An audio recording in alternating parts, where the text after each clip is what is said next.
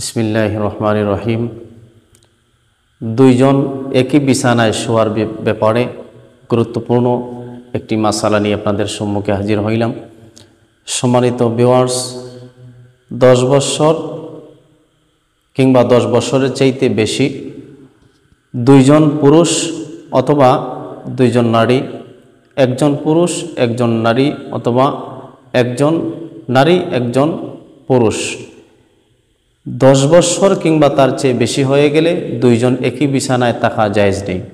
এটা শরীয়তের গর্হিত কাজ। সম্মানিত ভিউয়ার্স, যদি মা তার মেয়ের সাথে একই বিছানায় 10 বছরের উপরে হয়ে গেলে একই বিছানায় শোয়া জায়েজ নেই, কিন্তু যদি মাঝখানে পর্দা থাকে তাহলে এতে শোয়ার কোনো অপরাধ নেই, এটা জায়েজ আছে।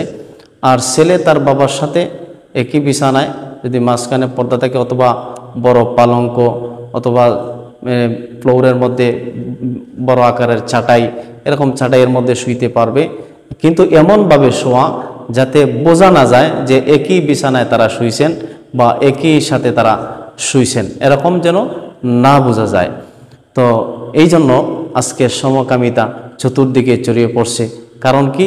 এই যে শরীয়তের মাসালাগুলো আমরা না মানার কারণে, ইসলামের বিধিবিধান, ইসলামের জ্ঞান আমাদের না থাকার কারণে আজকে সমকামিতা, ইহুদি খ্রিস্টানদের কালচার আমাদের মুসলমানদের ভিতরেও আজকে রন্ধ্রে রন্ধ্রে প্রবেশ করতেছে। এই জন্য আমরা আমাদের ছেলে মেয়েদেরকে বয়স যদি 10 হয়ে যায় তাহলে আমরা তাদের বিছানা পৃথক করে দিব, আলাদা করে দিব, তাদেরকে আলাদা রাখার চেষ্টা করব ইনশাআল্লাহ।